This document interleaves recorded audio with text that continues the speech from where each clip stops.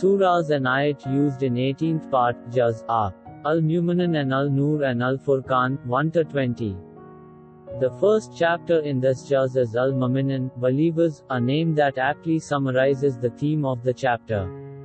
It commences by outlining the qualities of the believers, and narrates incidents from the lives of various prophets.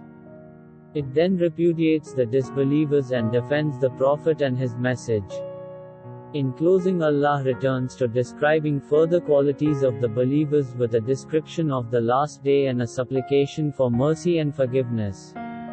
It is followed by the chapter Al-Nur, light, the crowning verse of which is the verse of light, verse 35, a parable described by Ibn Abbas as the parable of his light in the heart of a believer. The final chapter in this juz is Al-Furqan, criterion, which develops on the contrast of light and darkness.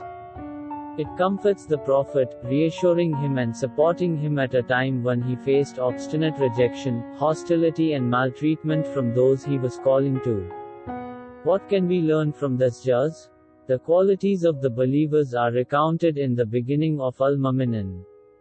Ask yourself, how many of these qualities do you have? The scene of death is depicted, the blowing of the trumpet, the end of those who disbelieve. Al-Mu'minun begins by stating that the believers will be successful and ends by stating that the disbelievers will not be successful. Al-Nur begins by mentioning the prescribed punishment for fornication, making false accusations, and the ruling of li'an, invoking the curse of Allah. The chapter divinely confirms the virtue of Aish from the false rumors spread about her. One must ask for permission before entering a house. Allah's promise that He will establish on earth those who believe, but this has conditions and they are listed. Al-Furqan begins by praising the one who revealed the criterion. Accusations against the Qur'an and the Prophet are discussed.